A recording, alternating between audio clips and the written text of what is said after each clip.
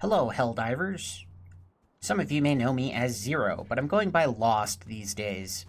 And today I ask the question, is the Helldiver weapon customization program all that you wanted? Let's find out.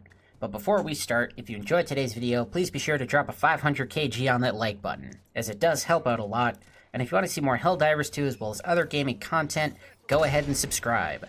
I've also started live streaming almost every day about 11 p.m. EST. So feel free to stop by, hang out, and watch me fail. With the generic YouTuber stuff out of the way, let's get it. So today, I will first be going over a couple of the bigger, more noteworthy changes from the patch notes, and then covering the weapon customization. What weapons can be customized, which ones cannot, and how it affects their performance. Starting off with the patch notes, they are finally fixing the Superstore. They're adding a permanent page for everything that's been released up until now. The rotating page will remain, but it will be rotating much faster. Overall, a good change. I like it. There are 3 new Illuminate enemy types. The Stingray is a jet fighter that does strafing runs for the Illuminate. So remember how you used to use strafing runs on the voteless hordes all the time? Yeah, I hope you're ready for a taste your own medicine, because these things are really annoying. You gotta keep your head on a swivel to dodge these guys. The Crescent Overseer variant, basically they're a mortar type enemy. They seem to have the least amount of armor and health. They're not that big of a deal. And of course, the Flesh Mob. These giant bullet sponges do not seem to burn very good. They don't take a lot of gas damage. No matter what I use, these guys fight on through. So if you have any tips for how to take these guys down, please comment below. I'm all ears. Speaking of fire, they nerfed it. In a very weird and roundabout way, but basically, burning damage now scales with the size of the enemy, so larger enemies take more fire damage, and the smaller enemies, you know, the ones you'd primarily be using fire against, now take less damage. And since I highly doubt this is going to make the flamethrower the go-to for taking out Bile Titans, this is just a straight-up nerf as far as I'm concerned. Oh yeah, and robotic enemies are now harder to set on fire than organic ones, which I had figured was always the case. And the last thing with the patch notes is that the ultimatum will no longer one-tap stratagem jammers. So if you didn't have enough of a reason to run the portable hell bomb against the bots before, you just got another one. I'm curious if the ultimatum will still take out things like Spore Spewers, Shrieker Nests. If you have the answers to these questions, by all means comment below. Well, I guess it's at least affected by the Hellpod optimization now, so that's something. On to the main event, weapon customization. The first thing that comes to mind here is there's nothing for secondaries. Never mind. Now, I understand why there isn't any change for the special category, things like the ultimatum, the triple barrel shotgun, the medic pistol, but I'm a little disappointed that the standard pistols don't have anything. I cannot be the only one who wants to put a scope on the Senator or Spaced Eagle, and the Peacemaker and Redeemer I think would both benefit from bigger magazines, but maybe that'll get added later. Only time will tell. The second thing I noticed is that the Killzone guns cannot be upgraded, that being the STA-11 and the PLAS-39 accelerator rifle. Damn, even the devs don't know how to fix that piece of crap. I still don't have the Killzone assault rifle because it's yet to roll around in the Superstore again. Starting off with marksman rifles, because I'm sure a big question on everyone's mind is, can we make the Constitution good now? No. You can make it look good, well that is if you like these camos anyway. Speaking of which, they added Arctic, Desert, Forest, Urban, and Camo variants of each of these, as well as Helldiver, Venus, and Night paint jobs that can be applied to any customizable weapon. Of course, how things look is completely subjective, so please let me know down in the comments which ones you like, which ones you don't, and why. I look forward to hearing from you.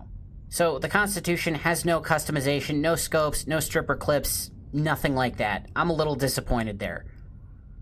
The R6 Deadeye comes with an assortment of sights, not too interesting. The Diligence comes with sights, underbarrels, and muzzles, same with its counter sniper variant. In other words, the DCS is still the way to go here, though eccentrics may still enjoy the Deadeye. So really, the meta with DMRs hasn't changed. Assault rifles. The Tenderizer has optics, underbarrels, and muzzles, but no magazine, which really sucks because that's the only thing I wanted to add to that thing was a bigger magazine. Thanks, Arrowhead. Oh yeah, and the BR-14 is the same way. As for the Liberator variants, the Standard still kind of sucks, the Carbine is still just a crappy stalwart, And the Liberator Concussive is now outclassed by the Pummeler, which leaves the Liberator Pen still being the best AR. Onto SMGs, the Reprimand does not have any magazine options. What the hell? That's the only thing I wanted to do to it. 40-round drum. Iron sights, let's go. The STA-11, as previously mentioned, has no changes, so the Defender or the Pummeler. This isn't even a contest. The Pummeler wins, and now you can give it a 75-round magazine, just making it the Liberator Concussive, but better. So it's still the best SMG, in my opinion. You noticing the pattern here yet, folks? Next up is shotguns. The Punisher has optics and muzzles. The other three variants, these being the Slugger, Cookout, and Halt, just having optic options. Just optics? Are you serious? The one class of weapon I would actually not recommend using in first-person view, and the only thing that you can change is how the first-person view looks. So I guess the only real upgrade here is that the iron sights give slightly better ergonomics, and the devs know this too. That's probably why they made it the last thing you unlock. As for the Breaker and its two variants, these have options for sights, underbarrels, muzzles, and magazines, which leads me to a very simple question. Does the Breaker Spray and Pray even need to exist at this point?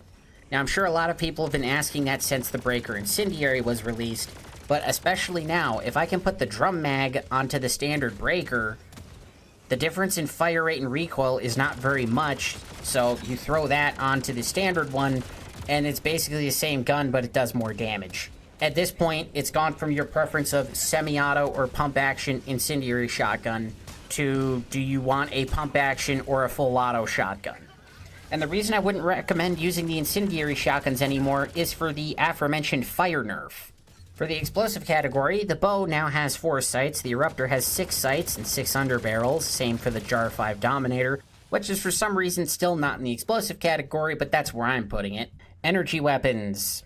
The Punisher, Plasma, and Blitzer both pointlessly have sight options. The Sickle and Double-Edged variant both also have sight options, at least there's some use there. The Scorcher and Purifier both got sights and underbarrels. And the only interesting one here is the Scythe. Because not only does it have sights and underbarrels, it has heat sink options. Oh yeah, and the Flame 66 Torture, you can change the color on it. There's no muzzle options to change how the flame comes out, maybe a thinner one but longer range, or a wider one that burns fuel faster, something like that. Canister options. Nope, of course not. Nothing interesting here. You can just change the color. So, in conclusion, my final thoughts on the weapon customization is that it's half-assed.